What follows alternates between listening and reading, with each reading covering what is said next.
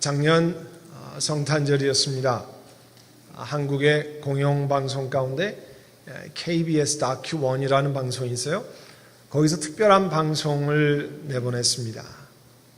일사가고 주기철이라고 하는 다큐멘터리 영화였어요. 1시간짜리 영화인데요. 일본의 신사참배 끝까지 항거하다가 47세 젊은 나이로 옥중에서 순교하신 주기철 목사님의 이야기를 다큐 영화로 만든 것입니다. 근데 이것이요, 석 달 만에 다시 지난 목요일부터는 극장에서 극장판으로 새롭게 80%를 새롭게 해서 개봉되었다고 합니다. 우리 그 비디오 클립을 잠깐 보도록 하겠습니다. 1938년 9월 9일 마침내 마지막까지 버티고 있던 장로의 총회가 열렸습니다. 총회장에는 이 대의원들을 감시하는 일본 경찰들이 꽉 차 있었고 그 사람들이 반대 발언은 도무지 할 수 없도록 그렇게 만들어 놓은 것입니다. 이때의 결의안을 날치기로 통과시켜버렸고 한국 장로교회는 씻을 수 없는 오명을 갖게 되었습니다.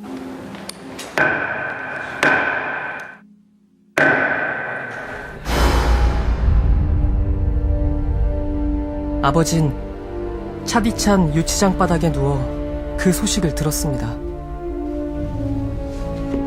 일제는 아버지가 총회에 방해가 될 것을 우려해 사전 구속해 놓은 상태였습니다.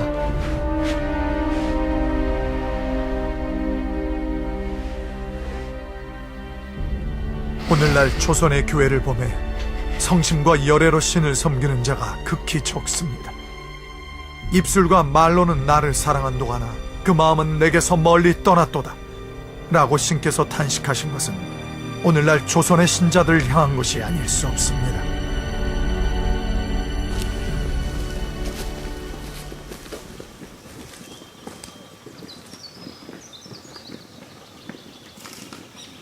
장로의 총회에서 신사참배 결의안이 가결되던 그날 오후,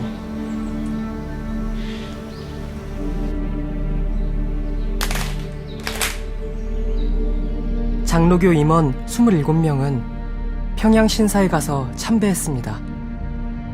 심지어 일부 지도자들은 일본까지 가서 신궁에 참배했습니다.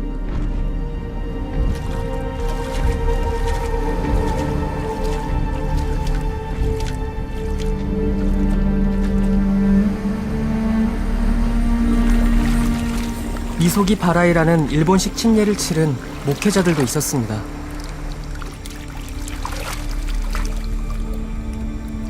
그들은 머리에 일장기를 두르고 한강에 들어가 정결의식을 치른 후 동쪽의 일본 왕궁을 향해 경배했습니다. 당시 온 나라가 여러분 신사참배를 해야 한다고 돌아가는 그런 상황이었습니다. 장로교 총회 목사도 장로도 함께 신사참배를 결의했습니다. 그리고 바로 그날 오후에 신사참배에 나섰다고 했습니다. 그 속에서 심한 고통이 뻔히 앞으로 보이는데도 주기철 목사님은 신사참배에 동의하지 않으셨습니다. 평양경찰서는 그 주기철 목사님 어머니를 부르고 사랑하는 아내와 13살의 막내 아들 앞에서 모진 고문을 하면서 신사참배 결의를 하기로 작정하라고 종용했습니다. 그러나 주 목사님은 거부하셨습니다. 주기철 목사님이 하신 고백은 칼날이 나를 기다리고 있는 한 그 칼날을 향해서 내가 나아가리다 하는 고백을 했습니다. 그 다큐멘터리를 보면서 예루살렘에 입성하는 예수님의 모습이 그 주기철 목사님의 모습과 겹쳐 보였습니다. 그 다큐멘터리에요, 또 다른 이야기를 하나 전합니다. 일본 도쿄에 오이라고 하는 교회가 있어요. 그 담임 목사님이 스미요시 에이지라고 하는데요. 그 목사님이 2007년 어느 날 예배 시간에 낡은 주보 한 장을 들고 교인들에게 설교 시간에 예배 시간에 소개했습니다. 이거는 우리 교회, 오이교회의 70년 전의 주보입니다. 그러니까 1937년도 주보죠. 오래된 주보인데 그 주보를 소개하면서 이 주보의 시작, 예배 시작을 어떻게 하는지를 알려주었습니다. 맨 처음에 예배 시작이 천황 요배, 천황에 대한 경배, 그 다음에 황군 용사께 감사, Imperial Soldier, 이 제국주의 군대를 향한 감사, 그리고 일본 천황의 통치가 영원하다고 하는 기미가요 제창을 먼저 하면서 예배를 시작했다는 거예요. 그 담임 목사님 스미요시 에이지 목사가 이런 말을 전했습니다. 우리 일본은 심지어 신사 참배를 하지 않는다고 하는 조선 사람들의 목숨까지 빼앗았습니다. 오늘 우리 한국 교회와 성도들에게 우리 일본 사람들이 그리스도인들이 사죄하지 않으면 안 됩니다라고 전했습니다. 그런데요, 그 오이교회 일본 교인들이 받아들이지 않았습니다. 무슨 소리 하는 거냐? 우리가 왜 한국 교회에게 사과를 해야 되는 거냐? 그리고 그 목사님을 그 교회에서 쫓아냈습니다. 교회를 사임해야 됐어요. 그리고 그 목사님은 몇 년 전에 여러분 원자력 발전 사고가 난 후쿠시마 현 알죠? 거기 가서 목회를 쫓겨나서 했는데요. 당시 도쿄에서 학교를 다니던 그 목사님의 두 아들들이 있었는데 그 아들들이 아버지가 교회에서 쫓겨나니까 뿔뿔이 흩어졌는데 특별히 큰 아들은 왜 우리가 한국교회 성도들에게 사과해야 하느냐. 그런 아버지를 이해할 수 없었고 또 그로 인해서 쫓겨나는 아버지로 인해 상처를 심히 받아서 몇 년 동안 아버지에게 연락도 하지 않고 지냈다는 거예요. 스미요시 에이지 목사님이 이렇게 고백했습니다. 원전 폭발 사고 때 다 원폭, 피폭 때문에 그 후쿠시마 현을 다 떠나가고 사람들이 떠나가라고 정부에서도 이야기하는데 자기는 후쿠시마를 떠나지 않았다는 거예요. 그리고 거기에 남아있는 교인들을 섬겼다는 거예요. 이유는 주기철 목사님 때문에 그랬다는 겁니다. 일사각오의 믿음을 선포하고 섬겼던 그분이 자기 영혼 가운데 새겨져서 떠나지 않았고요. 또 자기 자신의 목회를 180도 바꾼 분이 바로 주 목사님이라고 고백하셨습니다. 여러분, 순교하신 주 목사님이 일사각오의 믿음으로 일본 제국주의와 대항하는 것은 항일 정신이 투철해서 그런 게 절대 아닙니다. 그분은 예수님을 따라가는 길이 이 길이라고 생각하고 믿었기 때문에 그 길을 갔은 겁니다. 오늘 함께 읽은 하나님 말씀 28절에 보면 예수님께서 이 말씀을 마치시고 앞장서서 걸으시며 예루살렘으로 올라가고 계셨다 했습니다. 앞장서서 걸으시고 예루살렘으로 올라갔다 했는데요. 예수님이 예루살렘에 들어가시기 전에 당신이 가는 길이 어떤 길이라는 것을 미리 말씀하셨습니다. 당신이 가는 길이 고난의 길이라는 것을 아주 여러 번 말씀하셨어요. 단순히 고난의 길이 아니라 그 길로 가면 죽을 것이라고 하는 얘기를 미리 말씀하셨습니다. 그런데 예수님이 성경에 보면 그 길에 앞장서서 ahead, went on ahead, 앞장서서 걸어가셨다는 거예요. 누가복음 9장 18절 이하에 보면 예수님께 제자들에게 물으십니다. 사람들이 나를 누구라고 하느냐? 제자들이 세례 요한이라고 그럽니다. 또 어떤 사람은 엘리야라고 하는 사람이 있습니다. 아니, 옛날 예언자 가운데 한 사람이 죽었다 살아났다고 얘기하는 사람들도 있습니다. 이 대답을 들으신 다음에 이번에 그럼 너희들은, 제자들 너희들은 나를 누구라고 하느냐 물으셨어요. 베드로가 대답했습니다. 하나님의 그리스도 있습니다. 예수님은 메시아입니다. 하나님이 보내신 메시아입니다. 아주 정확한 답을 했어요. 예수님께서 그 정확한 답을 들으시고 바로 말씀하셨습니다. 인자가 반드시 많은 고난을 받고 장로들과 대제사장들과 율법학자들에게 배척을 받아서 죽임을 당하고서 사흔날에 살아나야 한다 말씀했습니다. 예수님은 자신의 고난에 관한 예고를 하시면서 예수님을 따른다고 하는 것이 Following Jesus Christ라고 하는 것이 무엇을 의미하는지를 말씀하셨습니다. 9장 23절에 나를 따라오려는 사람은 자기를 부인하고 날마다 자기 십자가를 지고 나를 따라오너라. 누구든지 제 목숨을 구하려고 하는 사람은 잃을 것이요, 누구든지 나를 위하여 제 목숨을 잃는 사람은 목숨을 구할 것이라 했습니다. 그렇게 첫 번째 말씀하시고요. 조금 이어서 누가복음 9장 44절에 다시 말씀하셨어요. 너희는 이 말을 좀 귀담아 들어라. 인자는 사람들의 손으로 넘길 것이다. 그냥 넘기는 것이 아니라 죽임으로 넘긴다, 그런 뜻이죠. 그 다음에 오늘 읽은 누가복음 19장의 바로 앞에 18장에 세 번째 예수님은 순환받는 패션 프리딕션을 말씀하셨어요. 예수님께서 12제자를 다시 불러 모았습니다. 우리가 이제 예루살렘으로 올라가고 있는데 나를 두고 구약 성경의 예언자들이 기록한 모든 일이 일어날 것이다 말씀했습니다. 이방 사람들의 로마 군인들에게 넘겨지고 조롱을 받고 모욕을 당할 것이다. 그리고 침뱉음을 당할 것이다 말씀했습니다. 그리고 채찍질하고 그들이 나를 죽일 것이라 이야기했습니다. 그리고 그러나 3일 만에 사흘째 되는 날에 살아날 것인 것을 말씀했습니다. 이런 고난을 처음 말씀드린 게 아니죠. 아까 말씀드린 것처럼 9장에 2번 말씀하십니다. 이번이 세 번째입니다. 그런데 누가복음 18장 34절에 보면 제자들이 이 말씀을 조금도 깨닫지 못했다 그렇게 말씀하고 있어요. 오히려 누가복음 9장에 보면 예수님이 고난받으신다고 십자가에 달려 돌아가신다는 이야기를 들었을 때 제자들의 질문이 이런 거였습니다. 제자들끼리 쌈박질이 벌어졌는데 말다툼이 벌어졌는데요. 아니 우리 가운데 누가 제일 크냐, 우리가 누가 더 높은 사람이냐 이런 거를 가지고 의논했습니다. 자신이 메시아라고 고백하는 예수님, 그 예수님이 어떤 고난을 겪는다고 이야기하셨는데 그 얘기를 다 들은 사람들이 자기들 원하는 것에만 마음을 기울였어요. 내 속에는, 자신들 속에는 자신들이 원하는 것만이 들어있었습니다. 여러분 지난 주일에 우리의 익숙한 것을 넘어서라는 말씀을 드렸습니다. 거기 보면 우리 한국 그리스도인들은 머리로는 신앙생활에 대해서 많이 아는데 우리 몸으로는 유교적인 신앙생활, 무속주의적인 신앙생활을 많이 한다는 거예요. 여러분 무속주의적인 신앙생활이 뭡니까? 여러분 샤머니스틱 페이스, 무속주의라는 게 뭐냐면 내가 원하는 것을 신이라고 하는 이름을 통해서 성취하는 거예요.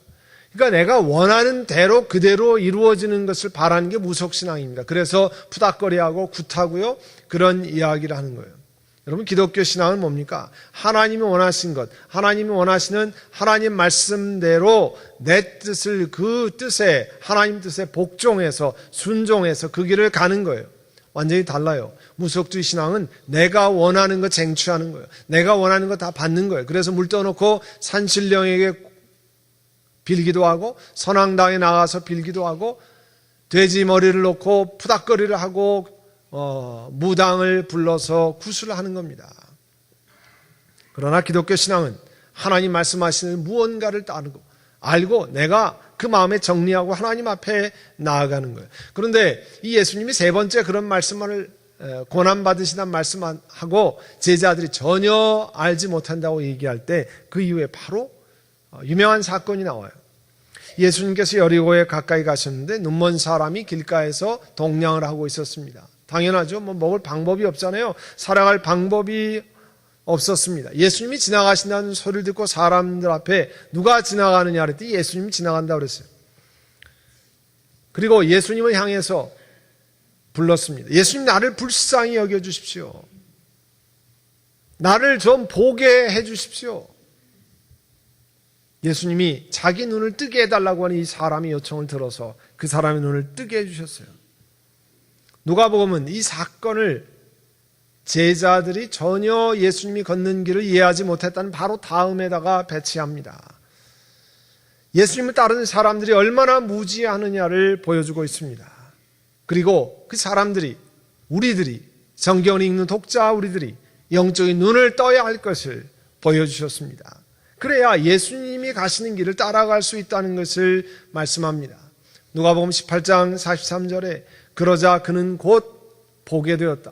이 눈이 멀었던 소경 거지가 보게 됐어요.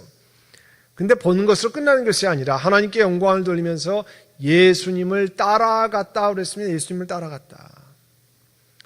예수님을 따라간 것이 뭐냐? 오늘 우리가 21세기의 신앙생활하면서 예수님을 따라가는 게 뭐냐는 거예요. 오늘 본문에 보면 예수님이 사람들과 함께 올리브산, 감람산이라고 하는 언덕에 도착합니다. 거기 보면 벳박의 베단이라고 하는 두 마을이 있었는데요. 거기에 가까이 가니까 예수님이 제자 두 사람을 불렀습니다. 그리고 저쪽 건너편 맞은편 마을로 가라 그랬어요. 거기 가면 아직 아무도 타지 않은 나귀 새끼가 있을 텐데 가서 풀어가지고 오라 그랬어요. 그리고 사람들이 물을 거 아니에요. 아니 도대체 왜 남이 나귀를 끌고 갑니까? 그러면 주님께서 그것을 필요로 하신다 전해라 그랬어요. 만왕의 왕을 만왕의 왕이 예루살렘으로 입성하시는데 나귀 새끼가 필요했습니다. 여러분, 하나님께서 필요하신다고 하는 것은 대단히 중요한 요청입니다. 만약에 하나님이 여러분에게 내가 이것이 필요하다고 하면 여러분 어떻게 하시겠습니까? 하나님이 여러분에게 이것을 필요로 한다고 하면 여러분 어떻게 하시겠습니까? 아우, 제가 쓰기에도 바쁜데요. 이건 내가 다 쓰려고 다 계획해 놨는데요. 이건 우리 자식이 써야 되는 건데요. 주님은 쓰실 수 없습니다. 하나님이 쓰신다고 하는 건 대단히 중요한 요청이에요. 그런데 수많은 기적을 베푸신 메시아, 하나님이신 그분이 예루살렘의 왕으로 들어가는데 초라한 동물 하나를 택했어요. 나귀 새끼를 택했습니다. 예수님이 로마 군병같이 멋있는 당당한 말이 어느 집에 있는지 다 아셨을 거 아니에요. 어디에 가면 그 말을 끌고 올 수 있는지 알아서 제자 두 사람한테 야, 그 집에 가면 멋있는 말이 있으니까 그걸 끌고 와라 하셨을 텐데 예수님이 작은 나귀 새끼 있는 데를 가르치셨어요. 그리고 나귀 새끼를 가져온 다음에 말에 타는 거대한 가죽 안장을 탁 얹으실 수 있잖아요. 그렇지 않았습니다. 제자들이 입던 겉옷이 그 위에 얹어졌습니다. 여러분, 하나님의 일을 하는 데는요, 우리가 생각하는 것처럼 굉장한 사람들을 예수님이 쓰시는 게 아닙니다. 굉장한 스펙이 있는 사람, 굉장하게 보이는 사람을 예수님이 부르시는 게 아니에요. 예수님 필요에 따라 부르실 때 순종하면서 나오는 작은 나귀 새끼 같은 존재를 부르시는 거예요. 여러분이 나는 굉장한 사람이 아니니까 하나님이 부르시지 않을까요? 아닙니다. 하나님이 어떤 사람을 부르시느냐? 여러분이 하나님의 부르심 받을 때 I'm available, 내가 여기 있습니다, 나를 쓰시기를 원하면 나를 쓰시기를 원합니다 하는 사람을 부르시는 거예요. 그 작은 동물을 타고 예루살렘으로 들어가셨습니다. 예수께서 나아가시는데 36절에 보면 제자들이 자기들의 옷을 이번에는 길바닥에 깔았습니다. 이게 아카데미 시상식을 하면 레드 카펫을 깐다고 그러잖아요. 거기 유명한 배우들이 줄을 지어 들어갑니다. 당시에 왕이 가려면 바로 그런 옷을 까는 그런 것을 상징합니다. 만왕의 왕이 되신 것을 상징합니다. 참으로 왕이 되셔서 이 온 우주를 다스리시고 죄와 사망이 묶여있는 저와 여러분을 다스리시는 왕으로 예루살렘에 입성하시는 겁니다. 예수님께서 올리브산에 내리막길을 이르셨을 때, 여러분 그 예루살렘에 가시면요, 그 예루살렘 성전이 있고 그 옆에 올리브산이, 감람산이 있는데 그 위에 이렇게 골짜기가 있어요. 그게 높지 않은데 작은 산에 이렇게 골짜기가 있는데 거기에 이렇게 내려가시는 거예요. 온 제자들의 무리가 기뻐했다고 그랬습니다. 자기들이 본 기적이 있잖아요. 사람의 눈을 뜨고 또 죽어가는 사람이 살아가고 앉은 매가 일어나고 그 기적을 본 사람들이 하나님을 찬양하면서 말했습니다. 그 전에 자기들이 보았던 기적을 기억하고 환호했습니다. 그런데 예수님 못 받기 위해서 왔던 바리새인들이 백성들이 환호하는 모습을 보니까 도저히 참을 수가 없는 거예요. 생각해 보세요. 나중에 우리 그 복음서의 뒤쪽에 가면 바리새인들이 어떻게 외칩니까? 예수님을 십자가에 못 박으러 외치는 사람들이 다 그 사람들 아니에요? 그런데 사람들이 예수님을 환호하니까 참을 수가 없었습니다. 뭐라고 얘기하니까 예수님께 선생님의 제자들을 좀 꾸짖으십시오.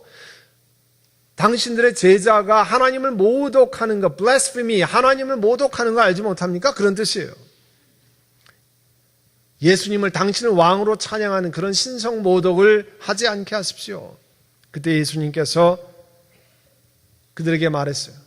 사람들이 잠잠하면 이 돌들이 소리 지를 거라 이야기했습니다. 사람들을 통해서 찬양을 받으시는 바로 그 시간이었어요. 오늘 우리도 하나님 앞에 찬양 드리기 위해서 왔습니다. 찬양 드렸습니다. 또 찬양 드릴 것입니다. 그 당시 온 바리새인들처럼 뭐 예수님 십자가에 못 박으라고 온 분은 아무도 안 계세요. 그러나 우리가 어느 길로 가고 있는가? 우리가 예수님 못 박으라는 얘기는 하지 않지만 앞장서신 예수님이 어느 길로 가는지를 이해하고 그 길로 갈 준비가 돼 있느냐?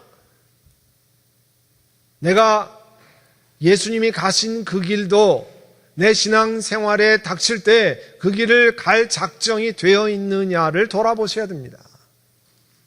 이 종려주일은 여러분 내일 아침부터 고난주간 새벽 기도를 같이 하고 성금요일 예배를 드릴 때 1년에 한 번씩 맞는 것이 아니라 이 예수님이 나에게 무슨 의미가 있는가? 내가 예수님이 앞장서신 예수님을 따라가는데 정말 그것이 무슨 뜻이냐?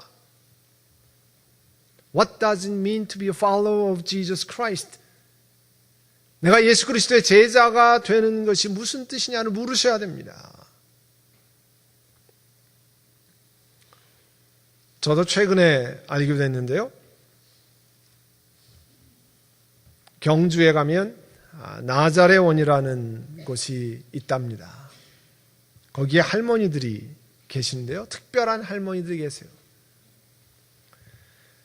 나자레원에는 어떤 할머니들이 계시냐면 그 할머니 돌보는 수용소인데요.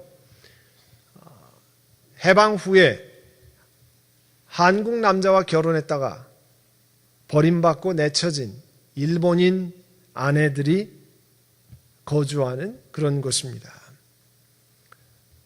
일본으로 돌아가지 못하고 한국 남자들에게 파혼을 당하고 냉대를 받고 멸시를 겪었던 그 일본 부인들이 한때 한 4,000명 정도 있었다고 그래요. 이제는 대부분 저 세상 분들이 됐고 나자레원은 일본 할머니들 약 20명이 거주하는데 평균 나이가 92세니까 얼마 지나면 다 이 세상 분이 아니실 거죠. 거기 원장 선생님의 얘기를 들으면 일본으로 한국 사람들이 유학 가잖아요. 옛날에 한국 그 일제강점기 때 또 징용도 갔습니다. 징병을 갔습니다. 그 한국 남자들과 결혼한 일본 부인들이에요. 해방이 되면서 일본에 있던 한국 남자들이 자기 남편들이 한국으로 돌아간다 그러니까 한국에 같이 온 거예요. 부인으로. 그런데 한국에서 어떤 일이 벌어지느냐를 잘 모르고 왔다는 거예요. 지금처럼 인터넷이 있으면 다 알았을 텐데 아마 안 왔을 텐데 그런데 그러지 못해서 온 겁니다. 남편 쫓아서 그냥 간 거예요. 당연하지 않아요? 그런데 도착해 보니까 완전히 다른 세상이 기다리고 있었다는 겁니다.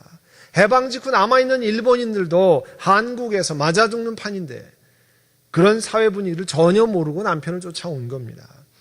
게다가 한국에 왔더니요, 자기가 사랑했던 남편이라고 생각했던 사람이 이미 한국에 가정이 있는 중혼을 한 사람들이었어요. 또 안 그런 경우에는 시집에 심한 구박과 학대가 많이 있었습니다. 그런데 기구한 것은 건너왔는데 일본으로 가는 배편이 없었다는 거예요. 1965년 한일 협정이 조인되니까 20년 동안 배편이 없어서 갈 수가 없었다는 거예요. 이제 1965년에 한일 협정이 맺어진 다음에 많은 사람들이 일본으로 그 부인들이 돌아갔는데 기가 막힌 일은요. 일본의 가정이 그 딸들을 안 받는 거예요. 우리는 그런 딸 둔 적이 없다. 결국 양로원으로 가야 되고요. 그리고 아예 호적에서 다 죽은 걸로 사망신고해서 호적이 없어 살아갈 수 없다는 거예요. 그래서 다시 한국으로 돌아온 일본 부인도 있고요. 아예 가지도 못한 사람들이 있었습니다. 그런데 이분들을 돌보기 위해서 나자레원이라고 설립한 그 사람이 김용성이라고 하는 그리스도인이에요. 이분은 함경북도에서 독립운동을 하던 그 아버지가 독립운동을 하던 집안의 자녀였습니다. 선친이 독립운동하다가 일제강점기에 옥에서 사망하셨어요. 고아처럼 자라다가 선교사들이 보살펴서 겨우 학교를 다니고 나중에 중국 장춘으로 건너가 사업을 해서 큰 돈을 벌었습니다. 유교가 터지면서 경주로 피난 내려서 그곳에서 고아원, 양로원, 모자원을 세우고 결국 이 나자레원을 세웠다는 거예요. 한일 국교가 단절되면서 배편이 끊어져서 가지 못한 사람들을 돌보고 이들이 어떻게 하든지 한국에 살아남기 위해서 이들이 택한 것은요, 뭐 시집에 가서 심한 구박을 받든지 아니면 그 당시 한참 많이 있던 남의 집 식모를 하든지 아니면 술집에서 몸을 판 일본 여인들이 많았다는 겁니다. 그런데 이 경주 나자렛원에 가면 일본에 갈 수 있다더라는 소문이 돌아서 많은 일본 여인들이 경주 나자렛원으로 갔습니다. 그래서 배편을 마련해주고 호적을 다시 회복시켜주고 여비를 해주고 뭐 이런 일을 했습니다. 거기에 원장 선생님 얘기를 들어보면 당시 일본 여자를 돌본다고 그러면 죄송합니다 이런 표현을 쪽발이 년을 어디다가 돕느냐고 이렇게 욕을 했다는 거예요. 여러분 다 이해하실 거예요. 일본에서는 그런 딸 없다고 호적에서 다 없애고 받지 않죠? 한국에서는 그런 상황에서 이 사람들을 조용히 몰래 좋은 시설에서 한 사람은 설립한 사람은 김용성이라고 하는 그리스도인이었어요. 사랑하는 성도 여러분, 죄인들을 저와 여러분을 건져내시기 위해서 죽음의 길이 앞에 있는 것을 아시고 예루살렘에 앞장서서 들어가셨습니다. 예루살렘의 고난의 길에 들어가셨습니다. 주기철 목사님 죽음의 길이 앞에 있는 것을 아시고 심한 핍박의 길이 앞에 있는 것을 아시고 그가 채찍맞고 옥에서 나와서 교인들에게 절대 신사 참배해서는 안 됩니다. 우리는 그 길로 가면 안 됩니다. 하고 또다시 옥중의 길로 걸어갔은 분이 주기철 목사님입니다.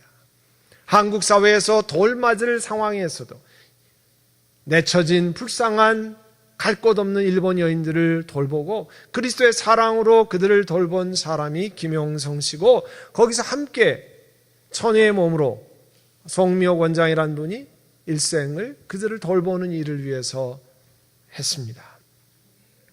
여러분 주님을 따르는 길, 내가 그리스도의 제자가 된 길이라고 하는 것은 내가 예수님 따라간다고 하는 것은 내가 원하는 거 다 이루어 주시기를 원합니다. 내가 바라는 것마다 다 해주시기를 원합니다. 그거는요 기독교를 빙자한 무속신앙을 덧입는 거예요. 내가 원하는 것 하나님이 건강도 주시고 하나님이 여러분 보호해 주시기도 하고 여러분 일터와 가정을 지켜주십니다. 하나님 우리의 목자 되십니다. 그러나 우리 신앙의 기본은 예수 그리스도께서 누구신지 하나님 누구신지 성경에서 말씀하시는 말씀을 듣고 그 길에 내 마음이 동하지 않아도 하나님 말씀에 순종하고 하나님 말씀에 무릎 꿇고 그 길을 따라가는 것을 작정하는 것이 그리스도인입니다. 그게 예수 믿는다는 것입니다. 오늘 종려주의를 맞아서 예수님이 십자가의 길로 예루살렘으로 들어가셨습니다. 환호하는 박수 속에 들어갔지만 그러나 고난의 길로 들어가시는 겁니다. 오늘 우리들을 향해서 박수하고 굉장한 일을 하는 것 같지만 그러나 우리는 복음과 함께 고난을 받으라고 하는 주의 음성이 우리 영혼 가운데 새겨진다는 것을 기억하셔야 됩니다. 앞장서신 예수님을 따라서 이번 고난 주간을 돌아보고 하나님이 나에게 무엇이라고 말씀하시는지 돌아보는 여러분 되시기를 바랍니다. 우리 함께 기도하겠습니다. 묵상하며 기도할 때 우리 하나님, 내 원하는 것만 바라고 내 좋아하는 것만 요구하며 살아가는 신앙생활이 아니라 정말 성경에서 뭐라고 말씀하는지 우리 하나님이 나에게 뭐라고 가르치시는지 그것을 돌아보기를 원합니다. 이번 고난주간 새벽기도를 통해서 성금요 예배를 통해서 하나님이 나에게 말씀하시는 것을 깨달아 알 수 있는 은혜를 주시기를 원합니다. 우리 하면 묵상으로 기도하겠습니다. 사랑하는 주님, 오늘 환호하는 제자들과 군중들 속으로 작은 나귀 새끼를 타고 예수님이 예루살렘 성에 입성하십니다. 우리들도 편안한 세상, 좋은 환경, 세계 어디에서 맛볼 수 없는 그런 삶 속으로 예수님 모시고 환호하며 살기를 원합니다. 그러나 예수님 이 땅에 우리를 그리스도인으로 세우신 것은 하나님의 특별한 섭리가 있고 복음과 함께 고난을 받으라 하신 주의 음성이 우리 영혼 가운데 들려집니다. 하나님 말씀대로 사는 것, 하나님 말씀을 순종하는 것, 많은 어려움이 따라오고 손해를 감수해야 되고 내가 원하는 것 다 할 수 없습니다. 그런 앞장서 가신 예수님이 어떤 길을 가시는지 기억하고 주님 앞에 걸어가는 이번 일주일 동안은 그 은혜를 기억하고 그 삶이 무엇인가를 묵상하는 저희들 되게 하여 주옵소서. 예수님의 이름으로 기도하옵나이다. 아멘.